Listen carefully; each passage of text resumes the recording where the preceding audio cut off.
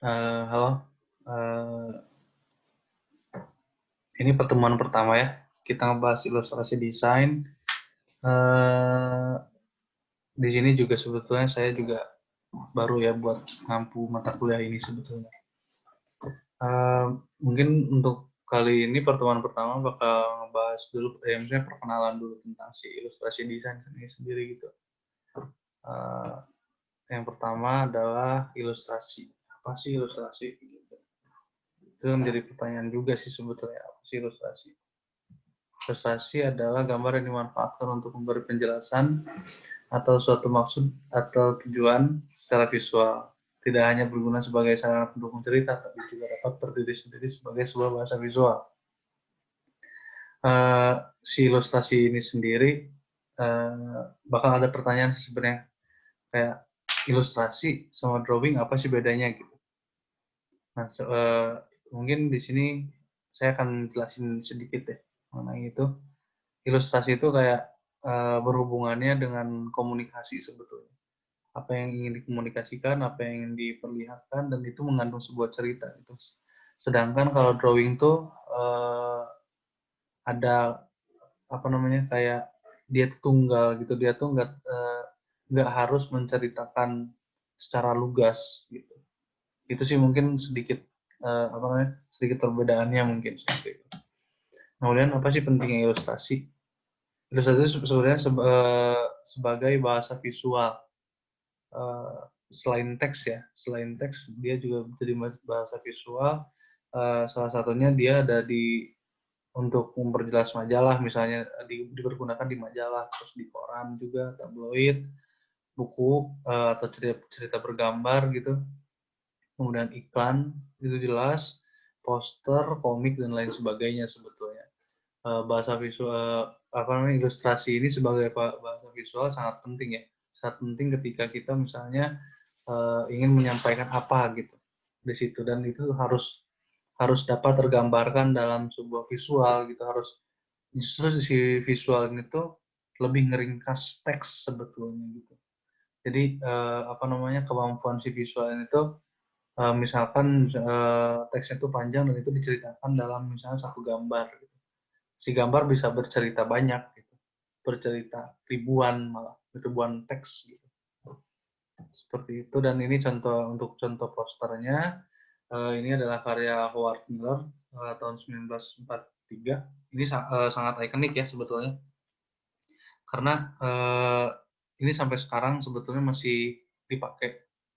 Eh, Apa namanya awalnya si Howard Miller ini membuat si poster ini untuk meningkatkan semangat buruh di perusahaan Westinghouse Electric pada tahun 1943-an. Nah, tahun itu karena tahun itu tuh memang lagi panas juga perang dunia kedua gitu.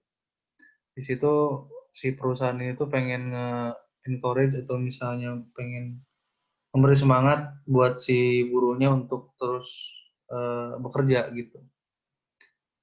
Kemudian tapi di tahun 1980-an si poster itu dijadikan sebagai propaganda politik sebetulnya, propaganda politik, terus dipakai untuk isu-isu feminisme gitu-gitu di tahun 1980-an itu. Dan sampai sekarang sebetulnya masih dipakai oleh kaum-kaum feminis ya. Banyak beberapa kali dipakai gitu. Dan ini sangat sangat terkenal gitu maksudnya si visual seperti ini, karena si visual ini juga sangat apa namanya kayak menjelaskan banyak hal gitu di sini gitu. Dengan perempuan yang memperlihatkan ototnya dengan kemeja seragam kerja gitu, dan itu maksudnya dengan ada di situ juga ada maskulinitasnya dari ada yang ada di sosok perempuan gitu. Dan kemudian juga si teksnya juga sangat jelas gitu. Kita bisa melakukannya gitu. Sebagai dorongan juga sih. Itu memperkuat si visualnya sebetulnya teks. Jatuhnya kalau misalnya di ilustrasi itu teks menjadi pendukung ya bagi si gambar sebetulnya. Yang karena yang ditonjolkan nih adalah si bahasa visualnya. Kemudian yang selanjutnya ada, ini juga sangat banyak diomongin ya sebetulnya di beberapa waktu ini. Ini adalah karyanya Kendra Hanif Paramita di tahun 2019, merespon si kebijakan-kebijakan yang Jokowi kasih, terus presiden kita kasih, dan ada beberapa ya itu politik sih sebetulnya. Dia menjelaskan bahwa mau menceritakan bagaimana si Jokowi ini, si presiden ini nggak menepati janjinya gitu, dan digambarkan dengan sosok uh, presiden dengan bayangan yang mempunyai hidung seperti Pinocchio gitu. Dan Pinocchio ini tuh sebagai apa ya, udah jadi kesepakatan umum, udah tertanam di memori kita kalau misalnya si Pinocchio ini tukang bohong. Ketika misalnya hidungnya panjang, itu berarti dia sedang berbohong gitu gitu. Jadi itu juga berdasarkan konvensi umum sebetulnya gitu. Kemudian ada karya-karya lainnya, ini karya komik dari Tatang S. Kemudian ini beliau tuh mulai membuat komik dari tahun 70-an sampai 90-an, pertengahan 90-an mungkin, dengan apa namanya, bukan gaya, kayak karakter, dengan karakter Petruk dan Gareng gitu, dan itu terkenal sampai sekarang, dan itu mungkin jadi tokoh komik ikonik di Indonesia gitu. Kemudian ada Fable Illustration dari Walter Crane. Ini kemudian ada cerita bergambar yang maksudnya cerita binatang. Nah, situ juga cerita bergambar, dan untuk yang dipakai Walter Crane ini adalah si penggayaan di karya ini itu sebetulnya mengadopsi gaya Art Nouveau. Nah, di sini tuh sangat dekoratif sebetulnya si karya-karyanya, dan menggunakan banyak warna gitu. Dan kemudian di sini ada karyanya Arthur Rackham. Ya, terus, bagaimana nih untuk bikin ilustrasi-ilustrasi seperti itu gitu? Maksudnya bagaimana cara membuat ilustrasi itu mestinya seperti apa sih? Maksudnya apa yang mesti dipikirin gitu? Nah, pertama adalah memori visual atau kamus visual. Kamus visual kita tuh mesti banyak, mesti kaya gitu. Dengan kita misalnya banyak menonton film, atau misalnya banyak main ke tempat-tempat, ya main kemanapun kita ngerekam visualnya seperti apa. Kemudian banyak banyak sesuatu yang dilihat deh sebetulnya seperti itu.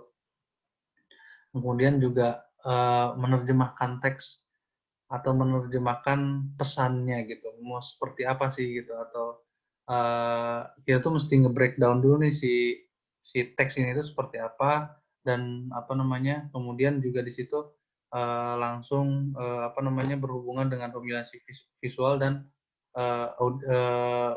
pengklasifikasian audiens gitu. Maksudnya kayak ketika kita menerjemahkan teks ini, kemudian kita melihat audiensnya seperti audiensnya tentang umurnya berapa nih, baru di situ kita bisa menentuin nih pemilihan visualnya seperti apa gitu.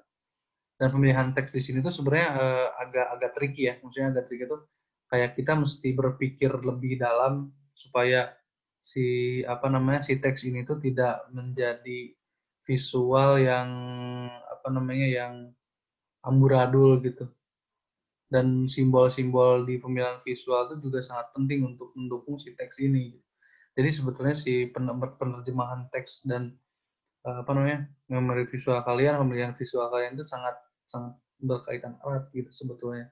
Nah, kemudian untuk terakhir sih sebetulnya ada di teknik visual ya, ada di teknik visual apa nih yang teknik visual seperti apa yang pengen digunain gitu. dengan misalnya audiensnya rentang usianya dari 10 sampai 15 tahun misalnya. Visual seperti apa nih yang emang bisa nyampe ke mereka gitu, dan mesti seperti apa nih kita nerjemahin si pesannya, atau misalnya uh, nyampein si pesan itu mesti gimana, visualnya mesti seperti apa gitu. Itu apa namanya, hal-hal ini tuh sangat penting ya kalau misalnya pembuatan ilustrasi, karena berhubungannya dengan komunikasi gitu, komunikasi kita dengan apresiator atau publik gitu, dengan bervisual, melalui visual gitu. Itu sih untuk sekilasnya seperti itu ya, untuk ilustrasi. Untuk selanjutnya mungkin bakal dilanjutin ke sesi kedua. Kita akan membahas apa aja yang disiapkan atau apa aja yang dibutuhkan gitu.